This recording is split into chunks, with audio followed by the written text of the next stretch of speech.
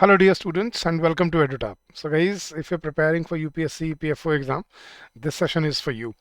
And guys इस session में आज हम डिस्कस करेंगे बहुत ही अच्छे वन वर्ड सब्स्टिट्यूशन के कुछ क्वेश्चंस जिनसे आपकी वोकेबुलरी पे क्वेश्चंस पूछे जाते रहे हैं पास्ट में। ऑल द 2023 में नहीं पूछे गए एपीएफसी में, लेकिन ईओ एओ में और बाकी पिछले एग्जाम्स में आते रहे हैं ये। सो वी कैन एक्सपेक्ट के शायद इस साल कुछ क्वेश्चन इससे आ जाएं, तो you should prepare for one word substitution guys. तो चलिए शुरू करते हैं। तो जल्दी से लाइक कर लीजिए सेशन को गाइज, और आगे बढ़ने से पहले मैं आपको अपनी बिग दिवाली सेल के बारे में बता देता हूँ गाइज। इस फेस्टिविटीज़ के मौके पर अवसर पे हम आपको फ्लैट 67% डिस्काउंट ऑफर कर रहे हैं आपके यूपीएससी ईपीएफओ कोर्सेज में। The coupon code is capital Diwali 67। हालांकि आप वैसे तो कोर्स में सीधा एनरोल कर सकते हैं, इस वीडियो के डिस्क्रिप्शन में लिंक दिया हुआ है, लेकिन मैं आपको और भी सिंपल तरीका बताता हूँ गाइस। आपको बस क्या करना है, अपने ब्राउज़र पे जाना है और अपने ब्राउज़र पे जाके आपको टाइप करना है edutap.in। अब जैसे ही edutap.in सर्च करेंगे आप हमारे लैंडिंग पेज पे आ जाएंगे और यहाँ दिखेंगे आपको हमारे सारे के सारे कोर्सेज। इसमें आपको यूपीएससी ईपीएफओ कोर्सेज पे क्लिक करना है और नीचे स्क्रॉल डाउन करोगे तो you will see all the courses that are available to you. आपका स्पेशल अकाउंटेंसी का कोर्स है अंचित सर ने जो बनाया है, इंडस्ट्रियल रिलेशन और लेबर लॉज का अगर सेपरेट कोर्स है, अगर आपको चाहिए तो इनकी इंडिविजुअल ज़रूरत है तो, लेकिन ये महंगे बहुत पड़ेंगे इस इंडिविजुअली आपको। ठीक है, आपको लाइव क्रैश कोर्स करना है, रिकॉर्डेड करना है क्रैश कोर्स, टेस्ट सीरीज लेनी है, या सिर्फ स्पेशल सब्जेक्ट का कोर्स करना है, तो they are readily available to you. आप में उनके अंदर क्या क्या अवेलेबल है आपके लिए वो आप यहाँ पढ़ भी सकते हो, ब्रोशर भी डाउनलोड कर सकते हो यहाँ क्लिक करके। और ये रहा गाइस हमारा मास्टर कोर्स, जो इसमें आपको सब कुछ मिलता है, मतलब स्पेशल सब्जेक्ट भी, टेस्ट सीरीज भी, लाइव क्लासेस भी, रिकॉर्डेड क्लासेस भी, कॉन्सेप्ट क्लासेस भी, सब कुछ इसके अंदर आपको मिलता है, पीवाईक्यूज, फुल लेंथ टेस्ट। और इस पे फ्लैट 67% डिस्काउंट है अभी, and the coupon code is capital Diwali 67। इस कोर्स की वैलिडिटी रहेगी पूरे 1 साल, तो अगले साल अक्टूबर तक आप इसको जितनी बार चाहे आप इसको यूज़ कर सकते हो। And this is a one stop solution for you. और मेरे कहने पे मत जाओ गाइस, नीचे आओ, यहाँ पे आपको सभी उसके ना आपको वो दिए हुए हैं, डेमो क्लासेस दी हुई हैं आपको, क्वांट्स की, गवर्नेंस की, अकाउंटेंसी की, सोशल सिक्योरिटी की। इनको देखो जाके, और फिर जो आपको क्वालिटी मिलती है फिर डिसीजन लेना कि आपको ये कोर्स का कितना बेनिफिट मिलने वाला है। ठीक है गाइस, तो जल्दी से अपना डिसीजन लीजिए और अपने एग्जाम की तैयारी शुरू कर दीजिए। चलिए गाइस, तो ये थी हमारी बिग दिवाली सेल। अब बढ़ते हैं गाइस अपने क्वेश्चंस के ऊपर। तो हम कुछ 15 क्वेश्चंस प्रैक्टिस करेंगे आज वन वर्ड सब्स्टिट्यूशन पे। ठीक है, और साथ साथ मैं आपको सभी के सॉल्यूशन भी बताता चलूंगा। तो चलिए गाइस शुरू करते हैं। सबसे पहला क्वेश्चन गाइस आपके सामने, fear of being enclosed in a small close space, इसको क्या कहा जाता है? तो आपको डायरेक्शन में क्या दिया हुआ है, every question below has a phrase followed by 4 options, you have to choose the best substitute of the phrase from the given option. तो fear of being enclosed in small close space, कहीं छोटे area में बंद हो जाने के डर को क्या कहा जाता है? अगोराफोबिया, क्लॉस्ट्रोफोबिया, जीनोफोबिया या पैरानोया। पैरानोया होता है सिंपल डर, ठीक है, लेकिन जो कहीं पे बंद होने, छोटे कमरे में बंद होने का डर होता है, उसको कहा जाता है claustrophobia. So correct answer here is claustrophobia. ठीक है, अगोराफोबिया होता है गाइस नए लोगों से मिलना। जीनोफोबिक होता है, आई एम नॉट, चलो मैं गलत नहीं बताना चाहता, बट फिर भी let me confirm. Xenophobia I think, जहाँ तक मेरा सोचना है, एक सेकेंड दे रहा गाइस, जीनोफोबिया इज बेसिकली, हाँ, fear of hatred of foreigners, हाँ, कि अजनबियों से जो फोबिया होता है ना, फॉरेनर्स से, उसको बोलते हैं जीनोफोबिया। हाँ, सो यहाँ पे करेक्ट आंसर है क्लॉस्ट्रोफोबिया। चलिए next question, fear of being enclosed in a small close space, ये तो हो गया शायद ना।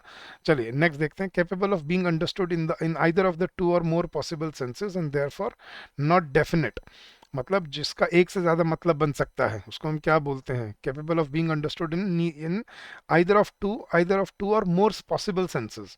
ठीक है, एम्फीबियस, एम्बिगुअस, अमॉर्फस या कंफ्यूजिंग। तो गाइस जब एक से ज्यादा मतलब बनते हैं, कंफ्यूजिंग हो जाती है कोई चीज, तो उसको हम बोलते हैं एम्बिगुअस। एम्बी का मतलब ही क्या होता है गाइस? एम्बी मीन्स टू, ठीक है, मतलब दो, जिसके दो या दो से ज्यादा मतलब बनते हैं। ठीक है, एमबी का मतलब होता है दो। तो एम्बी डेक्स्ट्रस, एम्फीबियस, एम्बिगुअस, मतलब एमबी से जो भी वर्ड बनेगा ना, ठीक है, एम्बी, एम्बीवर्स, तो एमबी से जो भी वर्ड बनते हैं उसका मतलब हमेशा क्या होता है? दो वाला। सो एम्बिगुअस जिसके दो या दो से ज्यादा मतलब बनते हैं उसको बोलते हैं एम्बिगुअस। ठीक है, एम्फीबियस जो पानी में रहता, सांस ले सकता है। मॉर्फस जो मतलब मॉर्फस आई थिंक जो विच इज मॉर्टल कंफ्यूजिंग, पता ही है।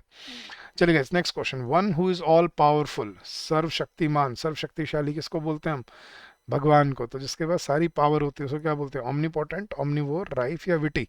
ठीक है, राइफ होता है टू बी एंग्री, विटी मतलब मजाकिया, ऑमनीवोर मतलब जो दोनों खा लेता है, ठीक है, वेजिटेरियन और नॉन वेजिटेरियन। लेकिन one who is all powerful, potent होता है पावर, ओमनी पोटेंट, ओमनी मतलब जो सब होता है, देखना गाइस, सेम ओमनी का मतलब होता है हर जगह पे, मतलब सारा कंप्लीट। ठीक है, तो ओमनी मीन्स कंप्लीट। तो ओमनी पोटेंट, ओमनी प्रेजेंट, ठीक है, जैसे सर्वव्यापक होते हैं, ओमनी प्रेजेंट, ओमनी पोटेंट। तो ओमनी मतलब सारा, और पोटेंट मतलब जिसके पास सारी पावर है उसको बोलते हैं ओमनी पोटेंट। सर्वशक्तिशाली भगवान को बोला जाता है ओमनी पोटेंट। ठीक है, चलिए guys, next, a system of being married to one person at a time, एक इंसान की एक वक्त पे एक ही इंसान से शादी हो, इस सिस्टम को क्या कहा जाता है? मोनोपोली, मोनोलॉग, मोनोगेमी या कैल्सीफेरस। गाइस देखो, शादी को बोलते हैं गैमी। ठीक है, तो अब गैमी मतलब शादी, मोनोगेमी इज मतलब जब एक ही इंसान से शादी करने की प्रथा होती है तो उसको हम बोलते हैं मोनोगेमी। ठीक है, पॉलीगेमी होता है जब आप एक से ज्यादा इंसान से शादी कर सकते हो, but monogamy is when you can marry only one person. ठीक है, तो monogamy is the right word. चलिए next, to perceive objects which are not really there, ऐसे ऑब्जेक्ट्स को देखना, मतलब देखना जो वहां पे असली में नहीं है, मतलब भ्रमित होना। ठीक है, तो भ्रम को क्या बोलते हैं गाइस? इंक्रिमिनेट, इम्प्रोवाइज, हेलुसिनेट या परकोलेट। परकोलेट होता है जब कोई चीज़ अंदर किसी चीज़ के फैल जाती है। इम्प्रोवाइज उसको मतलब मोमेंटरली उसको इंस्टेंटली चेंज कर देना, इम्प्रोवाइज करना। और इनक्रिमिनेट किसी को, किसी पे क्रिमिनल इल्जाम लगना है या किसी को दोषी ठहराना, तो दैट्स इनक्रिमिनेट। लेकिन हेलुसिनेट होता है गाइस जब आपको चीज़ें दिखने लग जाती हैं जो नहीं होती असली में, हेलुसिनेशन मतलब भ्रम पैदा हो जाता है, तो भ्रम को बोलते हैं हेलुसिनेट करना। ठीक है, तो हेलुसिनेशन मतलब जो चीज़ें नहीं है वो भी दिखने लग जाएं जब, तो उसको बोलते हैं hallucination. Next question guys, study और कलेक्शन ऑफ बर्ड्स एग्स, के पक्षियों के अंडों को कलेक्ट करने की जो स्टडी होती है या उसको क्या, रिसर्च को क्या बोलते हैं? Zoology, century, morphology, embryology. Yes guys, तो स्टडी और कलेक्शन ऑफ बर्ड्स एग्स के, सिर्फ बर्ड्स को नहीं, बर्ड्स के अंडों को पढ़ने की स्टडी को क्या बोलते हैं? जूलॉजी होते गाइस, ये तो पूरे मतलब बिल्कुल ब्रॉड टर्म है, सारे ही मतलब जानवर जो एनिमल वर्ल्ड को पढ़ना उसको जूलॉजी बोलते हैं। सेंचुरी जहाँ उनको प्रोटेक्ट करके रखा जाता है। But the correct answer here is embryology. Embryo होता है गाइस, एम्ब्रॉय मतलब जो बच्चा जब पैदा होता है उसको एम्ब्रॉय बोलते हैं। तो embryology study of birds eggs, तो that's the correct answer. So option D embryology. Next, exemption और फ्रीडम फ्रॉम पनिशमेंट, हार्म और लॉस, जब आपको बिना किसी सजा के आपको बरी कर दिया जाए तो उसको क्या बोलते हैं? परजरी, पेरिफेरी, एम्ब्रोग्लियो या इम्प्यूनिटी।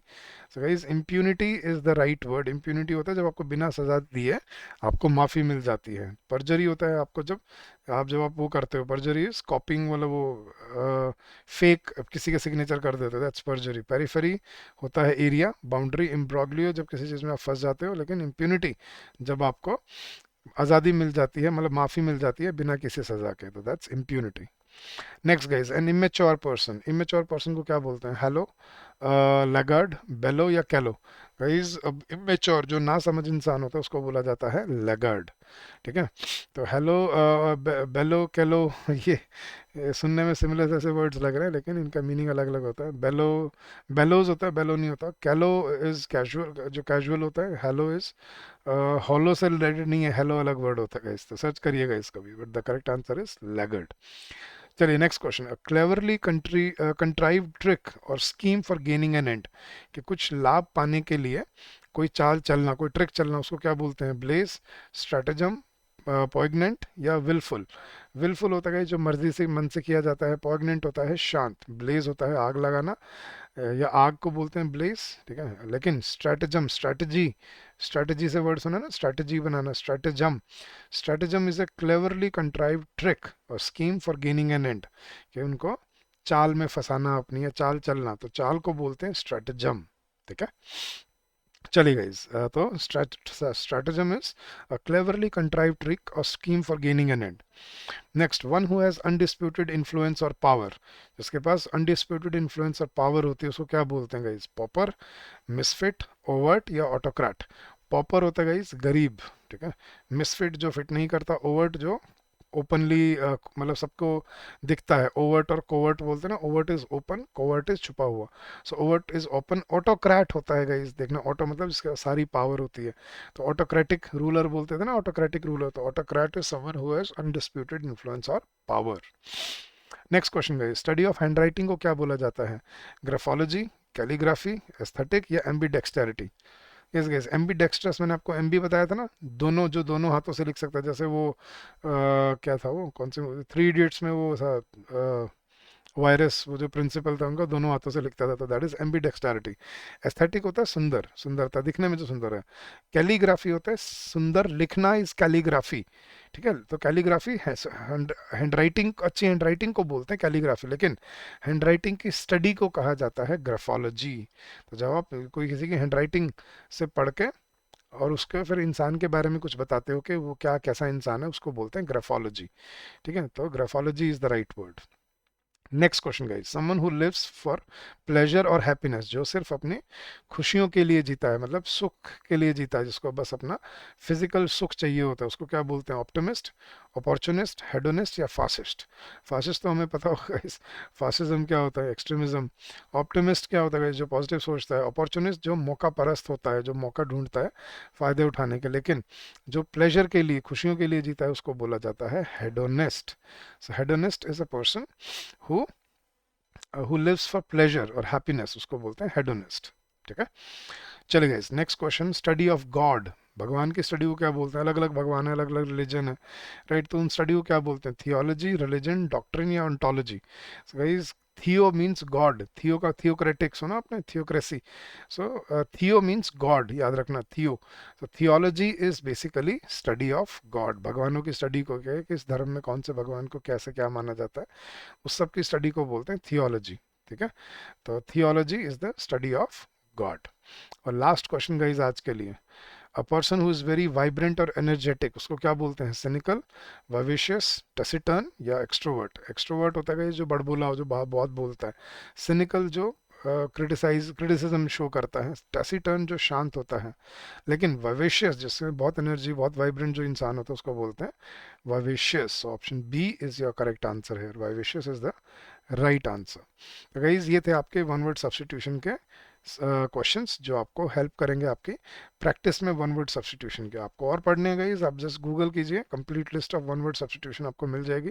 नहीं तो आपको कोर्स में तो हमने दे ही रखी है आपको, तो आप अपने कोर्स से भी डाउनलोड कर सकते हो। और गाइज जाने से पहले एक होमवर्क क्वेश्चन मैं आपको दे के जा रहा हूँ, इसमें आपको एक ग्रामेटिकल एरर ढूंढना है गाइज। ठीक है, एक सेंटेंस है, I try to explain him the problem but he had difficulty understanding me. इसमें कहाँ गलती है आपको वो मुझे बताना है in the comment section of the video. चलिए गाइस, तो ये था आपका ईपीएफओ का प्रैक्टिस सेशन इंग्लिश लैंग्वेज के लिए। और गाइस जाने से पहले फिर मैं आपको याद दिला दूं, हम 67% डिस्काउंट ऑफर कर रहे हैं बिग दिवाली सेल पे, और ये सेल सिर्फ 26 अक्टूबर तक वैलिड रहेगी। So come join us, streamline your preparation and make your journey productive and fruitful for yourself.